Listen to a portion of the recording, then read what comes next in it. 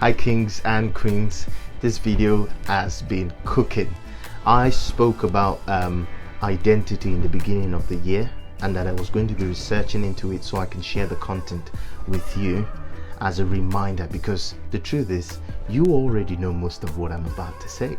I'm just here to remind you. When it comes to self, there are certain things I wanted to just share with you. First, self-identity. Secondly, self-concept or ideals. And then thirdly, self-image. And then a part of that self is self-esteem or self-worth. Quickly, we'll talk about self-identity. You see, with self-identity, it's the characteristics that make up a person. It's the likes, the dislikes, the school you went to, the town you grew up in, the people that influenced you when you were growing up. All of this makes up your identity. And understand, your identity is editable. You can edit it. You can move things around. You can change certain things moving forward. And I'll get to that in a bit. But your self-identity or your personal identity is made up by the characteristics that you were formed of.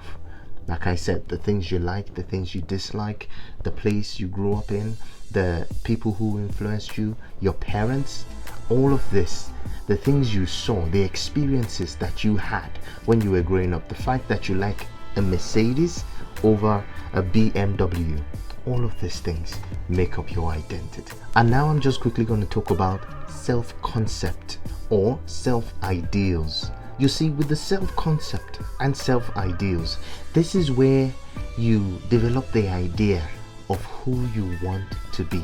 That perfect, that pristine, that clean, that excellent person that you want to be. This is where you develop it in your self-concept. You have a concept. Only you know this concept. No one else does. Only you can see the image of this concept. Only you understand the ideals that you're trying to form. And this is where your belief system is. This is where the things that you believe, the things that you do not like, this is where they are formed. This is where you pick and choose. This is where you tune, you program, you edit. This is where it is. Your self-concept and your self-ideals. And quickly we'll talk about self-image. You see, with self-image, it is what other people see. Self-concept is the idea that you have about yourself. That's how you see yourself. You see yourself as a particular person who does particular things, who believes in certain things, who values certain things. But with self-image, it is the exact picture that people see. It might not be the same with your self-concept. There might be a bit of a conflict, but self-image is the image that people see when they think about you, when they see you, your appearance, your personality, what they perceive of you. That's your self-image. And we are always trying to boost our self-image, drive the latest cars, live in the most amazing house, have the most amazing toys and gadgets.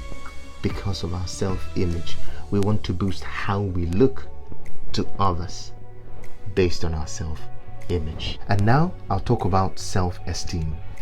Albert Ellis said, self-esteem is the greatest sickness known to man or woman because it is conditional.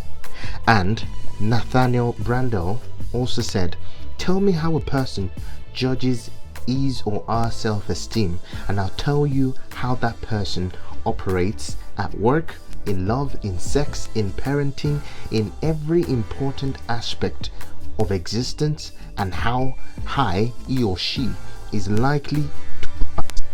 The reputation you have with yourself, your self-esteem, is the single most important factor for a fulfilling life. And Nathaniel also said, there is overwhelming evidence that the higher the level of self-esteem, the more likely one will be able to treat others with respect, kindness, and generosity. And it's interesting. Harvey Mackay said, most fears of rejection rest on the desire for approval from other people.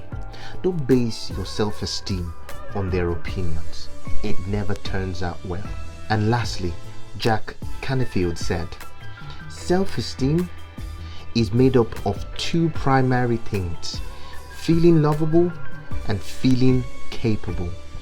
And the truth here, guys, is that you feeling lovable is something that you have a choice over. You feeling capable is also something that you have a choice over. Because to feel lovable, you just need to date yourself. You need to pay attention to yourself. You need to value yourself. You need to remember your successes. You need to remember the things that you did that brought you goodness. You need to remember the things that you did that made you happy. And the feeling of being capable, whatever it is that you fail at, you just need to make sure you train to be better at. And that's how you build your self-esteem and your self-worth. So guys, like I said, I was looking into self-identity, and then I came across these other bits and pieces. And throughout the year, I'm just going to be touching on these things, because my life's mission is to continually to share with you information, the truth that will bring about a revolution in the way that you think, that will help you switch from thinking backwards to thinking forwards, from thinking off to thinking on. I'm Maxwell Israel. I live life on, and my desire is that you live life on as well.